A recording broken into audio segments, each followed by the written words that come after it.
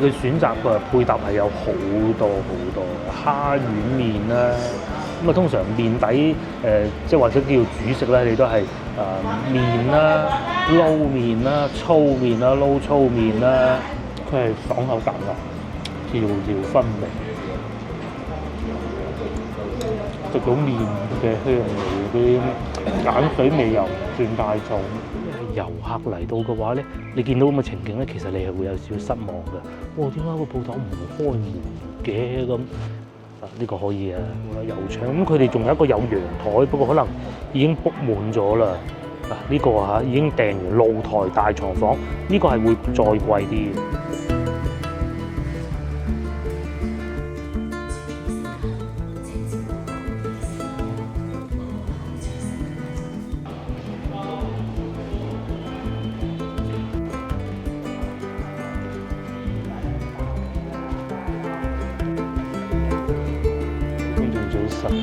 今日嘅影片咧，亦都係我自己個人拍攝嘅。下午先至約夫人出嚟嘅。咁我所在位置長壽路地鐵站。今日咧會帶大家去西關呢邊行下咯。咁我等陣會過去永慶坊嗰邊嘅。幾日早茶今日唔飲茶啦。我打算去前邊嗰度食雲吞麵嘅。咁啊冇錯，翻到嚟西關呢邊啊，梗係要去食雲吞麵啦。因為有一段時間你都冇拍過永慶坊咯，咁啊又去睇下嗰度有咩玩咯，又或者有好多觀眾咧新入嚟又唔知道永慶坊是什麼，咁啊今日亦都可以帶大家去睇下。大家對呢邊印象最深應該係上下九步行街啊，嗬。咁如果你哋翻到嚟附近嘅話，都可以去上下九步行街行下嘅。最近嘅地鐵站先頭我出嚟嗰度長壽路。咁但係如果你講到話會唔會有啲商場行下咧？長壽路都有，唔係冇。但係咧就我認為黃沙地鐵站上邊嗰個會更刺激咯。咁啊嗰度咧，黃沙地鐵站上邊咧就係領展廣場。香港觀眾應該都唔會陌生㗎啦嚇。咁至於呢度咧就叫做恒寶華庭啊。咁都係香港公司、香港地產發展商嘅，好似係恒基，如果我冇記錯嘅話。咪即係同琴日我哋經過嘅星環廣場一樣，唔知啊。不過裏邊咧都多餐廳㗎，但係唔夠黃沙地鐵站多咯。但係呢度嘅好處咧，就比黃沙地鐵站去永慶坊要更方便啊。去上下九亦都更方便。咁至於永慶坊咧就差唔多路程嘅啫。我依家咧先去食個早餐先。咁各位觀眾如果翻到嚟附近遊玩，即係西關啦，我哋會稱之為。咁朝頭早起身點辦咧？肚餓喎，咁要去邊度食咧？今集咧我相信你哋可以揾得到答案嘅。睇唔睇見先頭嗰啲車？咁呢一種車咧係非法㗎，係違法㗎。咁至於你話佢違法啫，我坐冇所謂㗎。大家記住，因為佢係違法咧，佢好有可能咧，因為你唔識路㗎，佢可能你想去，譬如話我想去三面島咁先算咯。因為其實佢自己知道佢有啲地方係入唔得到去嘅。佢去到某個地方咧，指住對面對面就係三面島啊，你過去咧自己行過去咁，錢就俾咗啦，去又去唔到你想去嘅地方喎。咁所以我就一啲都唔建議大家坐嗰種車啊嚇，係啊，永遠都禁止唔到啊，我都唔知點解啊。同埋咧，有時佢哋會因為搶地盤或者搶下打交啊，我見過啊，嘈到曉飛啊，所以咧大可不必。認為甚至唔去啊！我唔去三面啦，今次都唔好坐嗰種車。記住！咁佢哋通常咧會集中喺長壽路地鐵站上邊嘅記住。我依家咧就嚟呢度食個雲吞麵先啦，寶華麵店啊，1980年啊，老過我啦。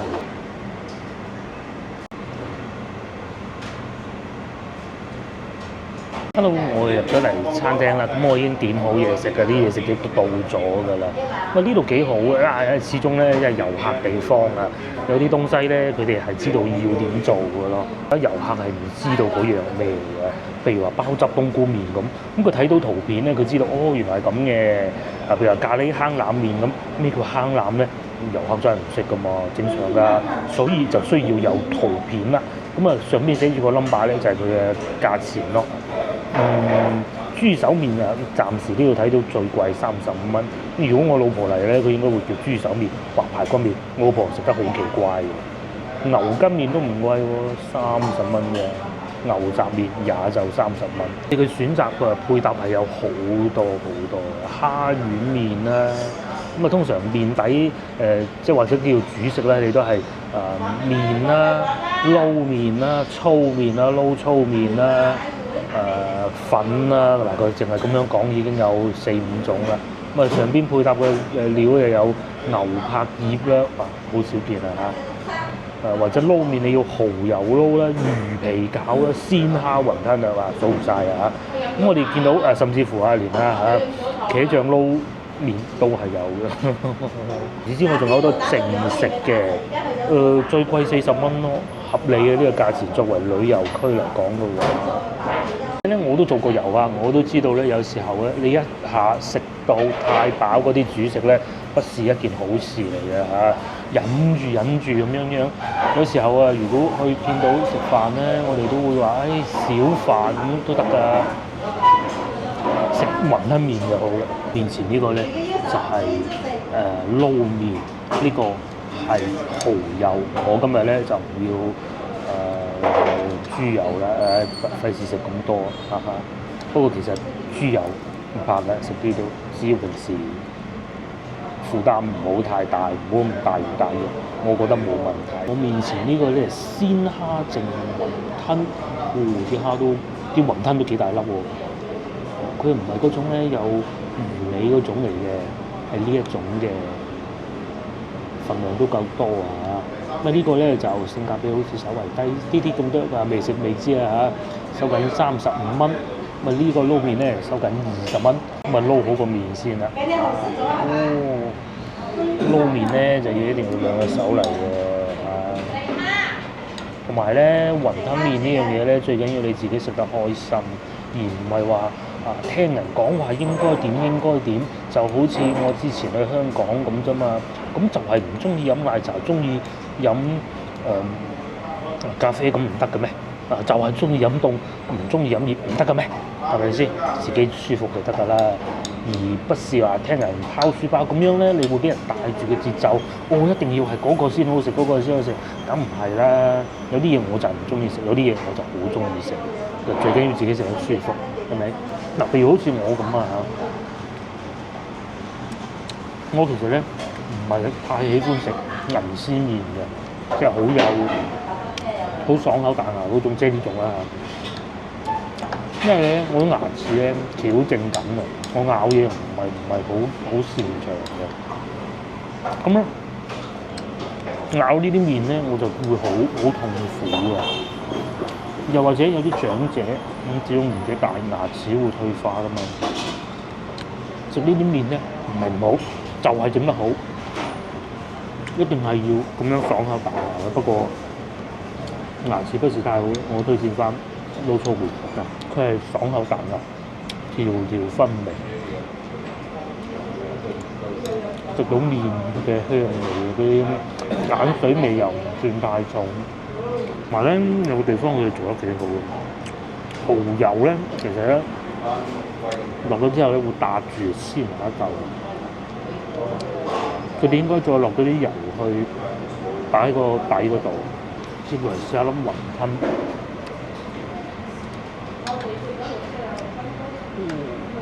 大粒喎，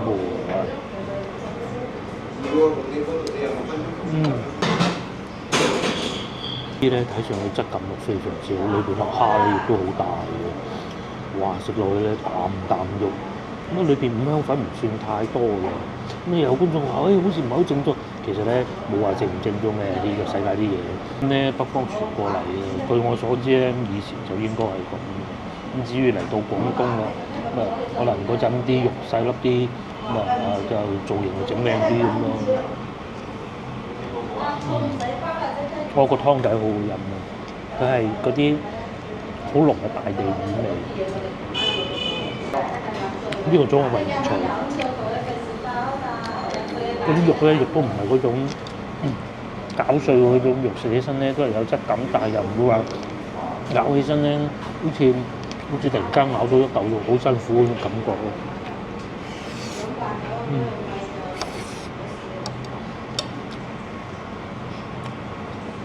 同埋咧，佢嘅撈麵咧應該係有落少少豬油，嗰種香味咧係唔同，唔係勁蠔油嘅感覺。同埋咧，啲蠔油咧亦都唔會太鹹，有啲咧鹹到咧你唔信嘅。如果喜歡食呢種幼嘅麵嘅話咧，一定要爽口呢種咧，呢個我非常推薦嘅。佢亦都唔會話有嗰種好似咬緊橡筋嗰種感覺，真係爽口彈。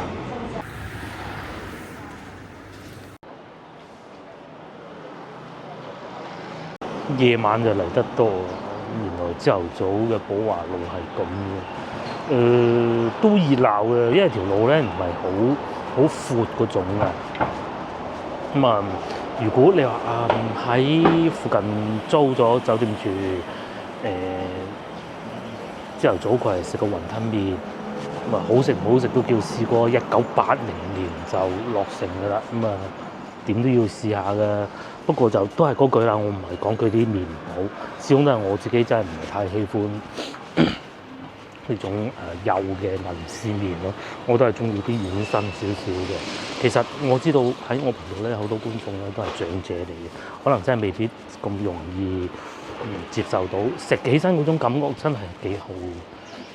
佢唔算太幼，咬起身係真係有爽口彈牙，係一定要有呢種感覺先為之叫靚。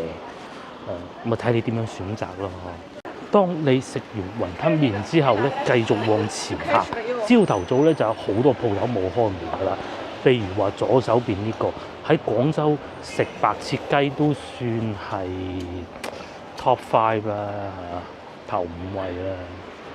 咁如果再往前行少少咧，就可以有牛肉火鍋店啦，又或者喺呢度就有順記冰室啦。順記冰室咧啲嘢仲平啲，但係裏邊就環境唔算話勁好嗰啲，但係基本上唔使搭台。有少少似香港茶餐廳嗰種感覺咯，但係就唔使搭台嘅。只要你唔想嘅話就得㗎啦。佢裏邊位置夠多，因為喺內地咧，喺廣州咧至少食嘢咧，佢因為始終可能租金真係冇香港咁貴嘅，同埋咧仲有一個地方咧不得不提嘅就係外賣平台啊，咁咧係緩解咗餐廳裏邊嘅壓力嘅。你香港冇辦法㗎，就係凡事就係嗰少少嘅時間，一日之間就係靠嗰2-3次早午晚3市或者早市晚市，咁其實加埋係真係得唔係好長時間，得2-3個鐘頭嘅。如果個大爺咁坐住喺度，真係點樣維持得到落去啊？係咪先？但係內地就唔同，至少廣州唔同，唔係現場食可以外賣噶嘛，咁咪座位冇咁大壓力咯。香港嘅話咧，佢嗰啲餐廳事頭婆係會叫你嗱，你坐呢度啦咁樣，佢會分配座位。內地就相對冇咁多呢種情況咯嚇。而且香港咧就會寫住4人台係默認會搭台㗎咁。但係內地咧就基本上冇咁寫嘅，咁但係當然啦，如果你係有個吉位，人哋坐嚟，你都唔可以拒絕嚇，因為喺西關呢邊咧啲地方餐廳地方都唔算話勁大嘅嚇。至於喺面前呢一堆嗱，當你經過個牛肉火鍋店之後呢一堆咧，大家有冇見我食過？一次都冇，不必千祈唔好。OK，咁呢個咧其實我都係想試嘅。但係都先冇機會。仲有呢個咧，呢個真係首推啊！即係我同老婆咧嚟到永慶坊咁啊，諗唔到食咩喎，咁啊飲茶啦，永遠都係彩點啦嚇，一定係噶啦，冇得錯嘅。彩點價錢咧平到你不信了，4.5折。咁你係可以真係平過食一個雲吞麵嘅價錢咧，就可以上去慢慢嘆茶咯。嘆茶有個咩好處咧？各位觀眾，因為同香港唔同，因為香港咧，即真係坐得太耐，真係唔係幾好意思啊！就算有時候話冇所謂啦，咁你係一個遊客啊，譬如話你嘅車票係今晚6點鐘車咁先算啦，3點鐘退咗房，你做乜嘢？我問你，你又唔想周圍行，我問你點辦？揾個茶樓坐低嗱，你喺嗰度咪啱咯，2點到5點係嘛？4點5字你可以一路坐，係唔會有任何人俾面色你睇嘅。咁當然啦，咁你梗係要點啲點心啦嚇，又唔好你唔使點好多㗎，就算一龍蝦餃得㗎，係啊，冇問題嘅。咁啊接落嚟咧，仲有呢個寶華飯店啊，咁啊喺隔離嗰度上去嘅，下次有機會可以試下呢個新開嘅，就係呢度啦。咁啊呢啲咧就不能夠坐太耐嘅，因為人哋職員姐姐係要休息嘅。咁嗰度有午市晚市時間咯，11點鐘開工，做到2點半。咁啊晚市啊5點鐘咯。至於先頭我所講嘅彩點嗰度咧，就全天都有嘅，應該朝頭早7點半啩，我估夜晚做到10點半咯。咁你真係可以喺裏邊坐好耐都得㗎，唔會有人俾面色你睇，係唔會嘅，因為我見過。落嚟繼續行，咁咧喺前邊繼續行前少少咧，往左轉咧就可以去到上下九。今日我哋唔去啦，我哋往右轉去永慶坊。我亦都有觀眾問到我，佢話廣州嗰啲民宿能唔能夠租1個月？我強烈建議大家租之前打電話問清楚先。第一，有啲酒店咧，佢係民宿，佢係唔會有俾外國人啊或者港澳通行證嘅人入住㗎嚇，一定要用聯繫方式同佢聯繫清楚得唔得？第二，通常咧民宿嗱，我唔係講呢間啊嚇，通常民宿咧我哋住過好多，好嗰啲係好到咧呆曬，哇！點解可以咁好嘅？唔好嗰啲嚇死你啊！所以咧，即係佢會比較參差不齊，佢就唔似我哋去住嗰啲連鎖式嘅酒店咁，佢200蚊嘅房就係200蚊嘅房，佢唔會話有唔同㗎。即意思係200蚊同一個酒店裏邊嘅房間，同其他同一間酒店200蚊係差唔多，但係民宿咧係可以有好唔同嘅，同一個民宿都好啦。啲酒店咧你住慣住熟啊，你知道哦佢係咩樣嘅咁，跟住喺廣東省內啦，我唔講外省，深圳嗰間咧。同喺潮州嗰間咧，其實係一樣噶嘛。譬如話，我哋之前住過亞朵咁就係啦，係唔會有太大唔同嘅出入嘅咋，係咪？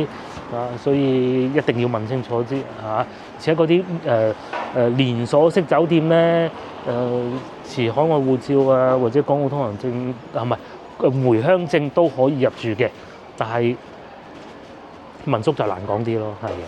繼續往前行，向右轉就可以去得到永慶坊。我哋去永慶坊行。各位觀眾咧，如果揀酒店嘅時候咧，一定要切記，因為最好咧就揀翻近先頭嗰2個地鐵站，因為佢嗰啲訂酒店軟件咧係睇得到㗎嚇。咁長壽路地鐵站或黃沙地鐵站呢2個，記住。其他嘅咧太遠，你唔識行㗎啊！唔好搞。就到恩寧路，朝頭早原來係咁樣嘅。夜晚黑咧喺呢個位置好多走鬼檔賣炒粉啊，嗰啲酸嘢啊嗰啲咯。呢度咧亦都會有地圖顯示啊，呢度係有啲咩睇，有啲咩玩嘅。咁啊呢度最主要係乜嘢咧？就係以前啊嗰啲西關大少咧，即係飲完茶啦，咁啊晏晝啊或者同客戶嘅商談完生意啦，咁點辦咧？咁啊聽下戲曲啦，就係過嚟呢邊居多嘅。就喺前邊，咁啊亦都有好多聽曲嘅地方啊，都講緊以前啦嚇。依家咧都保留低嘅，但係就唔係再用嚟聽粵曲嘅地方咯。同時咧有好多粵劇名伶啊，當時啊我講都係喺呢度附近住嘅，係啊。時至今日咧就變成咁樣啦。同埋對面都係有人居住啦，唔係話全部變晒旅遊區咯，好似好人造嘅景點咁，不是。想行下一啲有少少香港港島區嗰種感覺咯，即係中環啊嗰種感覺咯。咁其實係都一脈相承，而且咧呢度咧有少少唔同咧，就係因為香港咧中環咧佢就除咗嗰啲寫字樓以外咧，其實其他地方咧都係好窄嘅條路。呢度咧始終加闊過啊，其實以前都係好窄嘅。而家咧就闊落咗咁咯。咁再往上行咧就永慶坊嚟啦。至於呢度仲有一廳睇表演嘅喎，不過呢啲應該唔係好啱我哋觀眾。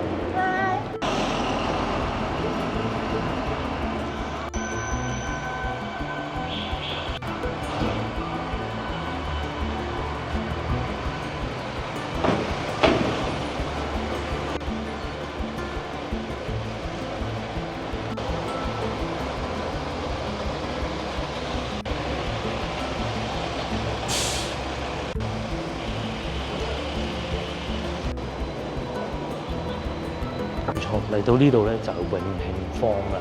咁佢係咩咧？佢係用一啲舊屋啊改造過啊。咁而家裏邊咧仲係有居民住㗎嚇，但係唔多啦已經。咁啊就喺呢度入去嘅。咁佢咧係全天都會開放㗎嚇，而且入去咧係唔需要門票。咁最初咧拆屋嘅時候咁，梗係好多當地人都依不捨，但係事實上咧當時呢度咧已經好舊㗎啦。咁啊佢又冇話逼遷啊、趕走你啊咁樣冇嘅，邊有仲有呢啲新聞啦？咁但係事實上咧，好多屋咧已經係俾佢哋發展商收翻，咁啊租出去咯。係啊，譬如好似呢啲咁，其實佢仲係做緊民居嘅。呢度咧除咗吃喝玩樂之外咧，仲有賣下電子產品啦，同埋有咖啡飲，好多咖啡店。呢個係飲係啦，呢個都係飲咖啡。前咧亦都幫觀眾揾過佢哋曾經住過屋，係喺呢度，但係咧相信都已經係拆咗啦。譬如好似面前呢啲咁嘅永慶坊咧，原來朝頭早咁安靜啊嚇，到傍晚時分咧，好多人啊，尤其如果去到節假日嘅話咧，全部都係人。如果各位觀眾以前曾經喺呢度住過、生活過嘅話咧，我認為朝頭早嚟係一個唔錯嘅選擇。咁但係如果你係遊客，你從來都未嚟過嘅話咧，可能真係傍晚嚟啊，甚至乎週末嚟會好啲咯。喺度住過，你係可以揾翻以前曾經嗰啲樹木啊、嗰啲屋啊，咁佢大格局都係冇變化。但係如果你係遊客嚟到嘅話咧，你見到咁嘅情景咧，其實你係會有少少失望嘅。哇！點解個鋪頭唔開門嘅咁？呢個可以啊。邊嗰啲餐廳咧，全部都未開門咯。呢度仲有得賣哪吒嗰個盲盒喎，之前有觀眾問過我嘅，呢度有得賣咯。嚟朝頭早咧就係當地人咁啊喺度係真係會路過㗎嚇。佢因為佢唔係全封閉，咁啊慢慢喺度晨運啊咁。咁另外咧呢度啲洗手間咧都乾淨同埋多㗎咯。咧喺大灣區啊有幾個地方，第一個就係南頭古城之前去過啦，另外一個就係呢度，同埋仲有佛山嘅嶺南天地。我認為嶺南天地係最好嘅嚇，做得最好嘅。咁然之後就呢度咯。至於南頭古城就可能咧做得比較早啊，咁啊所以咧就感覺上好似冇咁好行，但係都係差唔多咁上下嘅格局嚟嘅。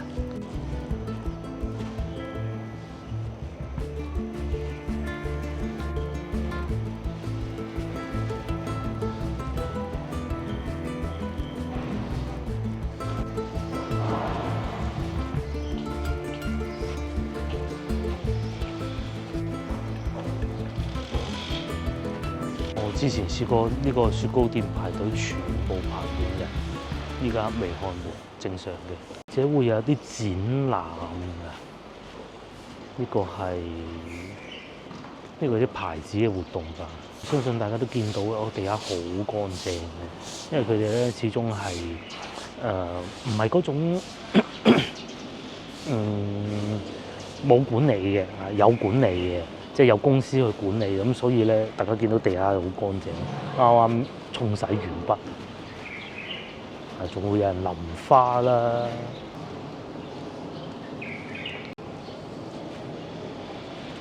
喺呢度咧，我試過呢個雲吞麵啦。咁點講咧？如果係唔想行咁遠嘅可以，但係價錢會貴啲。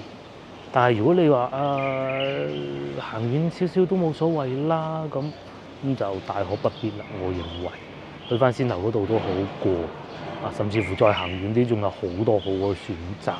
如果你話行都行唔到嘅，咁咪試下呢度咯。另外咧喺呢度係可以坐船去得到龍津西路嗰邊嘅，即是泮溪酒家嗰個方向嘅。咁哇，真係越嚟越貴啊！成人票往返90蚊，單程65，咁係多嘢睇嘅，同埋嗰個感官係好與眾不同，換咗另外一個角度去睇荔枝灣涌嘅。不過咧真貴啊，90蚊，90蚊可以一個人食到一餐好餸啊！呢度咧其實亦都有酒店嘅，同大家揾啲酒店啊，睇下附近嘅酒店啊。首先第一個咧200米好近啦，希岸酒店新派啲嘅，嗰啲格局係咁308蚊。今日係星期五嚟啊，貴啲好正常嘅。咁然之後仲有希岸，即是我先頭所講話岸酒店咧，即是我哋成日去咧，去龍津路嗰個位置啊，泮溪啊，行到土同中山八路交界咯，收緊390蚊。而家呢個平咗好多喎，369蚊就喺呢度嘅，行前少少嘅啫。佢嘅好處咧，你係可以喺個酒店咧望到嗰個榮慶坊嘅。不過咧就369蚊係冇景色嘅，我哋可以理解為佢係唔望住外邊嘅，係冇窗嘅嚇。369蚊。咁如果係有窗嘅，又唔係好貴喎，400蚊。呢個啦有窗，咁佢哋仲有一個有陽台，不過可能已經 book 滿咗啦。呢個已經訂完露台大床房，呢個係會再貴啲嘅。我終於俾我查得到啦，有露台嘅獨立觀景露台啊！下星期一晚住係600蚊嘅，係啦，637蚊。你就可以望住個永慶坊醒咯，值得㗎，係啊，值得㗎。但係如果講到話，即使係冇咁嘅景色咧，呢個地段都係唔錯，300幾蚊嘅話，我覺得冇問題啊。觀眾話：哇，住喺度食呢啲得唔得㗎？其實錯啦嚇，你可以唔食呢啲嘅，因為喺度行翻出去，就算先頭去到我哋食麵嗰度咧，也就係10分鐘路程，唔使可能8分鐘左右嘅。話家庭客咁啊嚟到呢度帶埋小朋友都開心啊！嗰種感覺咧係住喺居民樓裏邊咯，係啊，人哋屋企走出嚟嘅貓咪啦，或者你可以去港式茶餐廳食個茶餐啦，啲仲有順德菜啦。去到節假日咧，呢度上邊仲掛咗好多燈籠，好靚嘅，不過今日就冇咯。另外仲有呢個咧，如果大家喜歡飲咖啡嘅咧，我都推薦啊。假如你喺呢度住呢度酒店，咁然之後咧喺呢度飲咖啡都可以。哇！茶餐廳，我食過一次，嗰陣信用卡優惠。你未食過香港嗰啲，你覺得都 OK 啊？你食過香港嗰啲都係不如算啦。好，嚟到呢度咧就有另外一個推薦啦。如果你想喺永慶坊裏邊飲茶，我哋飲過啦，東湖酒樓係一個唔錯嘅選擇嚟嘅。有早茶啦，有晚餐啦。其實今朝我有諗過嚟呢度飲早茶，不過咧就係諗住飲咗幾日早茶啦已經嚇，所以都係作罷嘅啫。但係呢個係唔錯，而且咧佢仲有得打折㗎。嗱，遊客啊、旅遊團啊，都係會過嚟呢度睇下噶噃。佢哋喺呢度影相啊，廣州2個字啊。另外到晚上咧，呢度係食椰子雞㗎，咁但係裏邊有人唱歌㗎咯，即係哇好新派啊！喺度唱住歌，即係好似嗰啲酒吧咁嘅喎，但係你係食緊椰子雞窩咯。呢一間喺對面呢度咧，就係酒吧嚟嘅。星期1至5點心仲有13.8蚊嘅選擇喎。朝頭早8點鐘，又或者晚市特價都係30蚊，可以啊，唔貴喎真係。11點鐘點心早茶6.8折咋，可以。仲有葵花雞食，我咧喺正前方見到嗰間屋咧，嗰個又係其中一個打卡點嚟嘅，好多人喺度影相啊，好似前面嗰個靚女咁，一定要喺嗰度影張相先得㗎。貓咪仲喺度飲水添，一啲都唔驚嘅喎。最後嚟到呢度咧，就係飲茶嘅地方啦，喺呢度飲茶嘅。呢度飲茶嘅隔離咧就係我先頭所講嗰個酒店咯，同埋呢度多貓咪喎，哇！一啲都唔怕人㗎喎。好搞笑，阿姨喺度影緊相，跟住阿貓就走埋去。過嚟我度啊！係啊，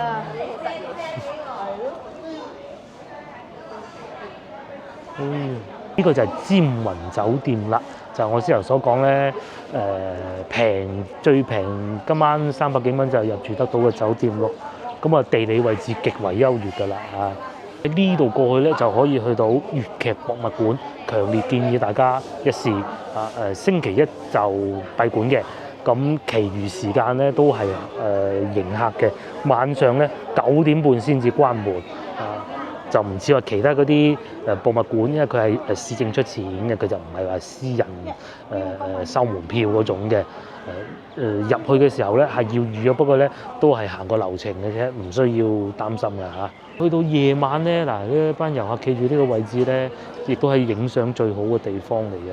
嗰條橋咧而家睇上去平平無奇，到夜晚黑著燈咧，就好似一個月光咁嘅。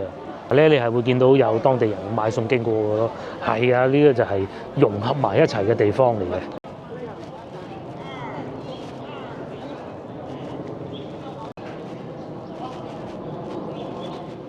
當你行完粵劇博物館之後咧，呢度以為走咯喎，其實唔係嘅。呢度有保安哥哥嗰度咧行過去，咁咧就係李小龍舊居咯，可以去睇下，值得去睇下。就係呢度，咁啊打理得好乾淨喎，洗乾淨啲地，好清新啲空氣，又有啲勒杜鵑花，一路往前行就到㗎啦。呢度行入去咧就係粵劇博物館裏邊咯，亭台樓閣，唔係嗰種好枯燥嘅，淨係俾啲圖片你睇嗰種博物館嚟㗎。係啊，有時咧仲會有表演㗎咯。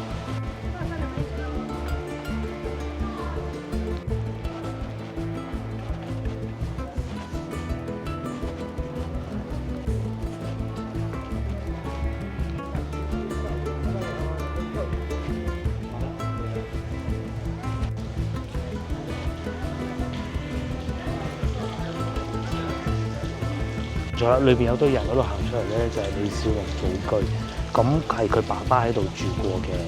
李小龍先生就冇喺度住過。咁啊，大家嚟到匯慶坊咧，就可以記住幾個關鍵詞啊。第一個咧就係粵劇博物館，你係要去睇嘅，免費，星期一關門。第二個咧就係李小龍祖居，都係免費嘅，星期一唔關門。咁至於餐廳咧，如果你唔想行太遠嘅飲茶，就東湖酒樓啊。咁啊住咧就住尖雲酒店咁就得㗎啦。咁啊如果你想住好啲嘅尖雲酒店咧，就 double 價錢啦，望住嗰個景色咯。咁但係如果你話我唔想花咁多錢，但係又要地理位置好嘅喎，咁就住300幾蚊嗰款咯嚇，唔貴嘅。咁至於地鐵站方面咧，記住啦，就係長壽路地鐵站，經過寶華路過嚟就得㗎啦。喂，寶華路咧亦都係會有好多餐廳。先頭我哋都見到啦，有我認為Top 5嘅而家喺廣州嘅白切雞啦，又有雲吞麵鋪啦，仲有陳添記魚皮啦。夜晚會更熱鬧嘅。呢度仲有個博物館添喎。一啲瓷器啊，廣彩瓷器啊。因為以前廣州咧係省城啊嘛，貿易嘅地方嚟嘅，有好多好嘢咧係會經過廣州再出去外國㗎。咁所以咧係會有好多嘅。不過無論佢係以前保留到落嚟啊，抑或係而家新做嘅都好，至少佢嘅技術啊，又或者做法咧，都仲係好傳統嘅，同埋仲有象牙添。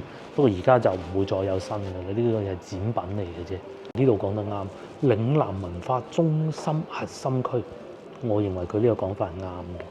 嶺南文化核心區，咁至於我哋翻去越秀咧，即係呢度啊，其實就係以前嘅行政區，因為以前咧南越王咧就喺呢度辦公噶啦嘛，一路以嚟都係嘅。而家咧轉晒珠江新城咯。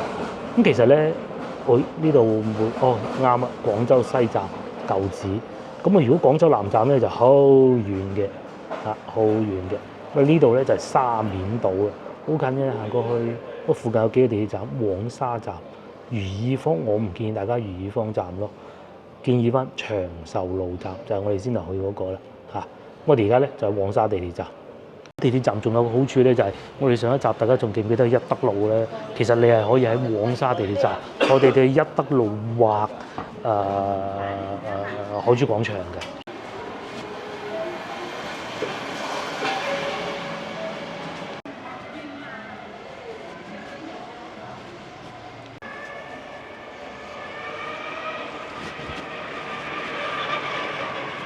如果我哋要喺永慶坊去黃沙地鐵站嘅咧，係咁行嘅。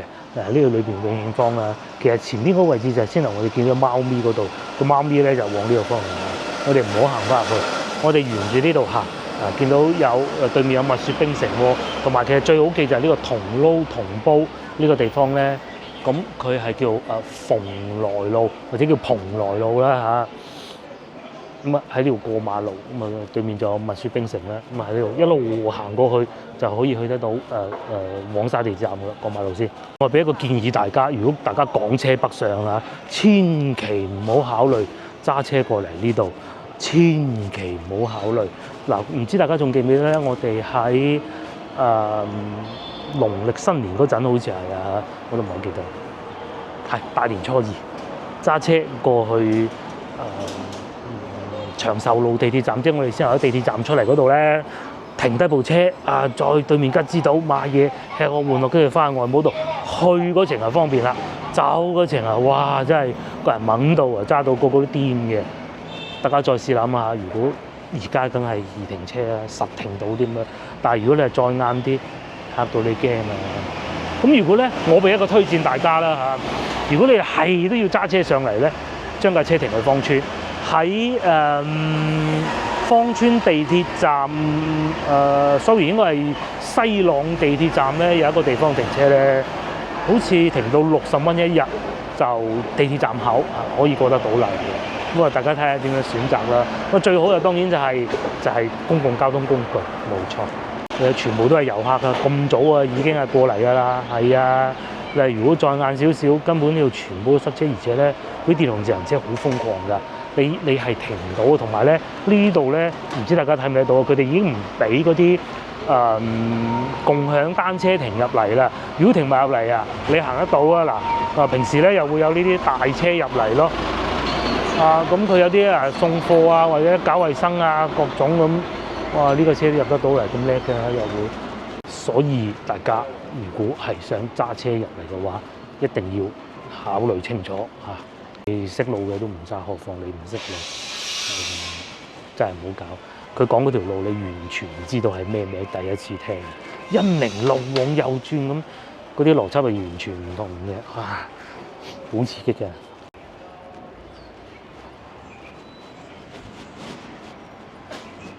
觀眾又話：哇！如果喺永慶坊行過去黃沙地鐵站，值唔值得咁樣做？路上都有嘢睇，譬如好似我哋而家咁樣，而且咧過去咧唔止一條路啊，係有幾條路㗎。包括如果我哋行翻先頭外邊和平西啊，好似係叫做又都可以過得到去嘅。上咧你會見到面前咁樣嘅情景咯。啲屋係好舊㗎啦，部分係會有騎樓㗎啦。嗰條巷行咗入去咧，好似行唔翻出嚟。其實裏邊係四通八達。行翻出嚟之後咧，又唔知係一個咩地方咁樣咯。係啊，好刺激㗎。又會有人住㗎啦，又會有生活氣息，唔似去到一啲可能好遠嘅地方，裏邊根本就冇人住嘅，得個舊字嗰種咯。或者你以前曾經喺呢度居住過、生活過，而家上嚟睇下佢變成咩樣，咁都係一個唔錯嘅選擇嚟嘅。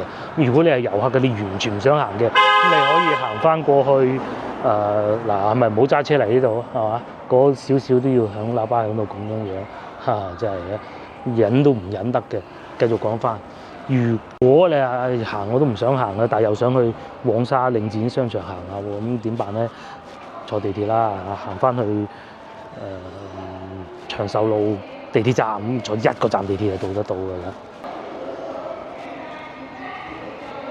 呢度咧就係廣州市第一中學啊！有觀眾問過我啊，究竟而家係點咧？咁啱撞到啲同學仔喺度聽下老師訓話咯，啱啱好，而家係9點40啦。呢度咧就叫黃沙後道，咁呢度咧就賣文具嘅，咁一直往前行咧就去到領展㗎啦。咁其實咧就算唔行呢條路咧，先頭我哋喺恩寧路咧繼續往前行，見到銅鑼蓬都嗰度咧繼續往前行，行到我話直行就係去上下九步行街嗰度轉右就得㗎啦。咁睇你點喜歡啫，大概方位你冇估錯冇記錯就得㗎啦。我覺得呢條路會好行啲。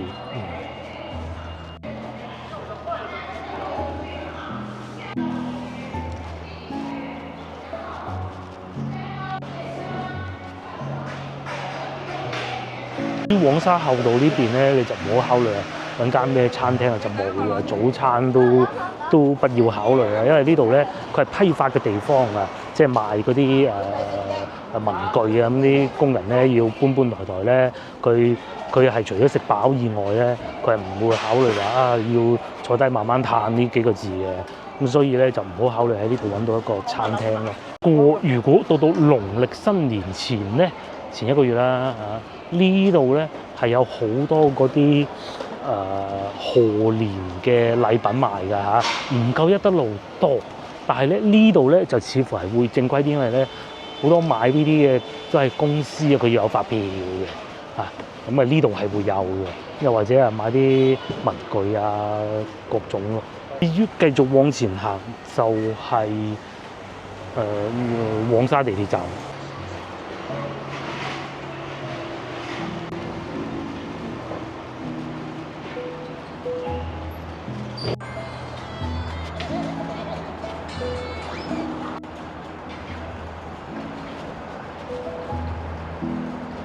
我再俾一個旅遊推薦大家睇唔到面前呢幾棟樓嘅，其實咧再往前少少喺呢個方向過去喺呢度過馬路過對面見到有燈，一路過去咧就係火車博物館嚟嘅。如果大家翻到嚟呢度，尤其如果你對火車係好感興趣，又想睇多啲知多啲嘅咧，喺呢度過去咧睇到好多唔同嘅車廂嘅。呢度咧應該就係我哋先嚟睇個地圖咧，李景芳睇到個地圖咧，上邊寫住西站嗰個地方啦。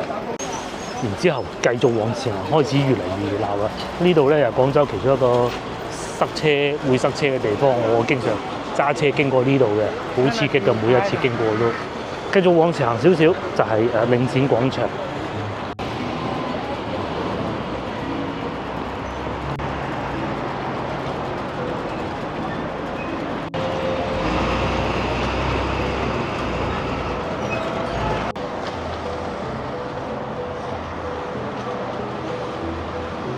錯就係呢度啦，呢度咧就係領展廣場，咁下邊咧就黃沙地鐵站，廣州地鐵1號線同6號線嘅交匯處。咁1號線你可以去到廣州東站啦，咁6號線你可以去到東山口啊，又或者係我哋琴日帶大家去一德路各種咯。咁同埋咧就有電車嘅。之前有觀眾問過我佢啲電車係咪冇晒條邊啊？咁呢部仲有咯，我只能講就係。不過咧，據說都係逐漸即係減少㗎啦咁至於呢樣嘢咧，下次我再揾話題同大家講。呢度係我推薦大家一定要嚟試下嘅一個麵店，順興麵店我係好中意呢間嘅，好有人情味，啲粉麵又好好食嘅，呢個正啊！咁多小食店裏邊咧，嗰個粉係用薄粉佢唔係嗰種厚粉嚟嘅，但係又唔係嗰種好煙韌嗰種粉嚟嘅，好正啊！單嘢咧就喺呢度領展巴士站嘅對面呢度入去啦。咁你要去領展咧，嗰度 C 區又得啦，你喺便利店嗰度行入去又得啦。而家咧就經過地鐵站離去啦領展亦都係我哋經常嚟嘅一個商場嚟嘅，上邊又有超市啦。咁啊，以前呢度咧就係李超人嘅，咁啊李超人咧就後來咧就賣咗俾領展啦。咁啊而家咧還好都係港資，咁所以咧佢裏邊啲餐廳啊就唔會話好有一種好低端嘅感覺嘅。就喺呢度啦，未開門咁好似未開門添，10點鐘先開門，而家9點幾嘅，我哋喺前邊過啦。大家對呢個地鐵站又或者個巴士站咧，仲有好有情懷咧，可以喺呢度坐下巴士啊，105啦，而家唔知係咪仲有海珠區咧，同埋仲有6號車咯，6號車都仲喺呢度嘅，好多年嘅。沿住啲人流一路行就可以去得到地鐵站。今日影片先到呢度結束啦，有機會再同大家慢慢講。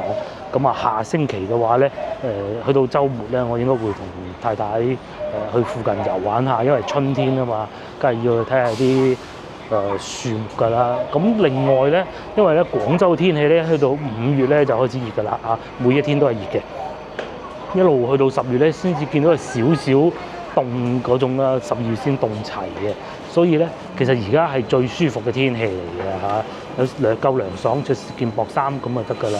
咁所以咧應該係多啲出去遊玩嘅。電車咪入站咯，不過咧條電線好似都唔使用。據我所知啊嚇，係會慢慢清減嘅啦。呢個都仲喺度嚇，冇理由拆晒佢㗎，係嘛？